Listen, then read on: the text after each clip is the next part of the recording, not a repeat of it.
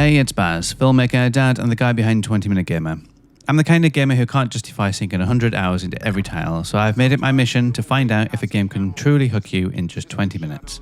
Today, we're infiltrating Tom Clancy's Splinter Cell, which I'm revisiting after first playing it back in the PS2 days. I was a massive fan of action and stealth games growing up, and I'd already been pulled into the Clancyverse through the Rainbow Six novel and the game. When Splinter Cell originally launched, it felt like a tactical espionage revolution, and I absolutely loved it. I did dabble in a few of the sequels too, but I never played the entire series, so I figured let's rewind back to the very beginning and see if the original still holds up, or if it's just a shadow of its former self. Night vision on, let's do this. Tom Clancy's Splinter Cell was developed by Ubisoft Montreal and released in 2002. It came out during the golden age of stealth action when Metal Gear Solid 2, one of my all-time favourite games, had just dropped and everyone was trying to be a sneak operator. The game follows Sam Fisher, a grizzled, gravel-voiced operative working for the NSA's Black Ops Division 3rd Echelon. Basically the guys who come in when the government wants something done but doesn't want to admit doing it. It was built on a modified Unreal Engine with light and shadow mechanics that were way ahead of their time. Ubisoft really leaned into the idea that stealth should feel empowering, hiding in darkness, manipulating the environment, and outsmarting enemies instead of just brute force fighting through firefights.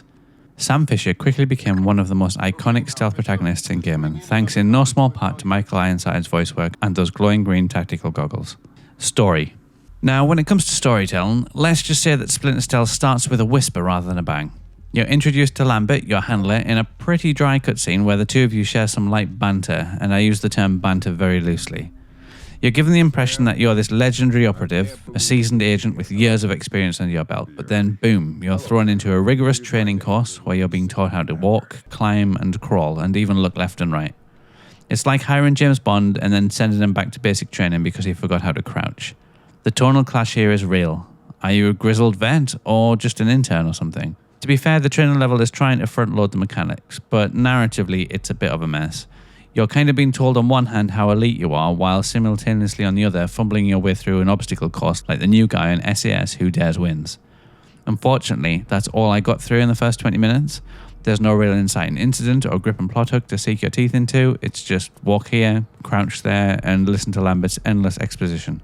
So as far as storytelling goes, it doesn't exactly sneak up on you, it kind of ambles in wearing squeaky shoes.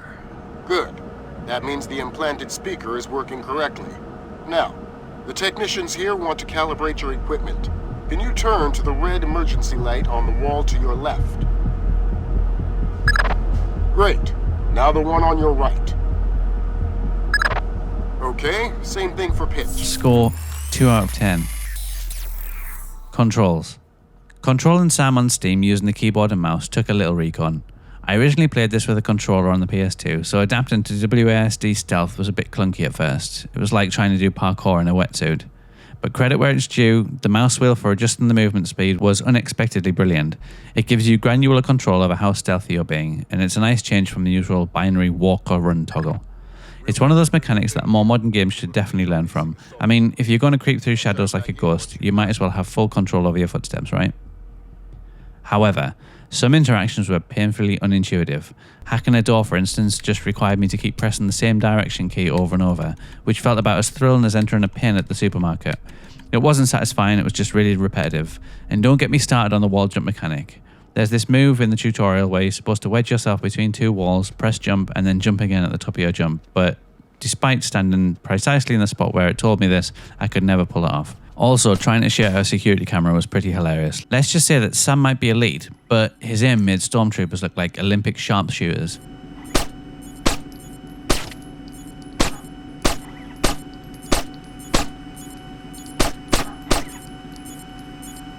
"3 yards away and he was still missing. It was unintentionally hilarious. Overall, the mechanics work, but some haven't aged as gracefully as Sam's voice acting. Score 5 out of 10. Atmosphere. Even in just a training mission, you can feel the game flexing its atmospheric muscles. Splinter Cell thrives in the shadows, and that's where it feels the strongest. There's something deeply satisfying about dousing a hallway in darkness and slipping past guards like a whisper. The lighting engine here is clearly the star of the show. The interplay of light and shadow actually affects gameplay, and for a game from 2002, that was genuinely groundbreaking. The fact that you can shoot out lights, hide in the gloom, and flip on those iconic night vision goggles to get the upper hand gives you this extreme rush of power. You feel like a shadow with a license to snoop. But this is all theoretical, really. In practice, this training level is mostly brightly lit corridors and sterile white rooms. There's no real tension, no moment that made me feel hunted or on edge. You get glimpses of what the game is capable of, sure, a whisper of its stealthy brilliance, but it's just not showcased here fully. It's like being shown the manual for a roller coaster without actually getting on the ride. There's definitely potential, but if you only had those 20 minutes to go by, you'd assume the game's just about sneaking through a well-lit IKEA showroom. Score, 6 out of 10. Music and sound. The audio design in Splinter Cell is minimal, but it's definitely working undercover. It's quiet, but effective. There's an understated music track running in the background that adds tension when needed, but doesn't overstay its welcome.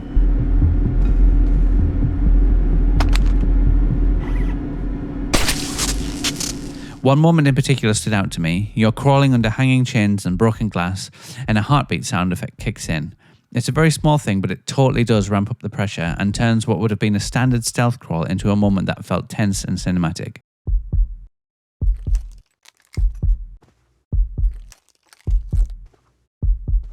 This is Stealth Sound Design 101. Less is more. Michael Ironside's performance as Sam Fisher is everything it's cracked up to be, gravelly and iconic. His voice is practically a second weapon. It gives Sam a gravitas that makes every line sound like it was carved from granite. I haven't been in the field in years. Sure. But tradecraft is something you don't forget. It's like riding a bike. Or wearing high heels. Lambert's delivery is, let's say it's more functional, but for the era, the voice acting is pretty solid. The only laugh out loud moment from me came when Lambert proudly announced that there were hidden microphones discreetly placed throughout the facility. Then you pan the camera around and see these giant dangling mics hanging from the ceiling like someone had rigged up a school play. Discreet?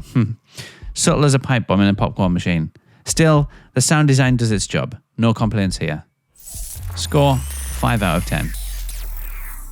Graphics and style. For a game released in 2002, Splinter Cell still looks surprisingly solid, especially when it comes to its use of light and shadow.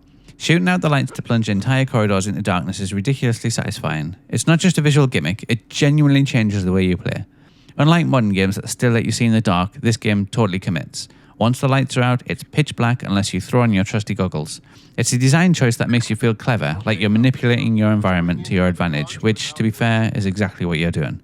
Sam's design is iconic at this point. The black tactical suit, the glowing goggles, the stoic stance. It's all here and it all holds up. Even if it looks a little blocky by today's standards, it still sells the fantasy. That said, the training level isn't exactly a visual feast. You're mostly navigating bland corridors and empty rooms. Again, the hidden microphones hanging from the ceiling are a laughable break in immersion. It's like Lambert and his team just gave up on stealth halfway through the setup. Still, for its time, Splinter Cell does look great, and it still carries that serious, espionage-heavy aesthetic as well. Score, 7 out of 10. Gameplay. Here's where the mission goes sideways. If you're only judging the game based on the first 20 minutes, the very opening of the game, which in fairness is the entire premise of this channel, then Splinter Cell doesn't quite deliver the payload. The whole intro is a slow, meandering training level with minimal stakes and even less action. You're told to walk here, climb there, crouch now, press this, hack that, and while it technically introduces all the mechanics, it does so in the most uninspired way possible. It's like being handed a manual instead of getting to actually drive the car. The weirdest part is the constant contradiction. Sam Fisher is apparently this elite, legendary operative, yet here he is learning how to shimmy up a pipe like it's his first day at spy school. The game also forces you to stand still every time Lambert decides to drop some exposition, and let me tell you, he talks a lot. This next door is keypad locked. The man guarding the door has the code to open it, but he's been instructed not to cooperate. Convince him otherwise. You're left frozen mid-animation while he lectures you about how to open a door or where to walk next. It's like a teacher giving you a 10-minute talk on how to sharpen a pencil. The real shame here is that I know that this game becomes brilliant once you get past the tutorial. The stealth systems, the level design, the gadgets, they all come together beautifully, but none of that is on display here. There's no tension, there's no risk, there's no real mission. This is just a guided tour of Third Echelon's obstacle course. If you only had 20 minutes to give a game a shot, then this is one that simply doesn't get going fast enough. Score, 3 out of 10. Final verdict, is it worth the 20 minutes? Look, I know I'm going to have some really angry secret agents in my comments here, but Splinter Cell is a classic, and rightly so. But if you're asking me whether the very first 20 minutes alone are worth your time and to hook you in, I've got to say no. The game locks you in a training room and throws away the key. There's no real story, there's no mission, there's not much gameplay beyond glorified tutorials.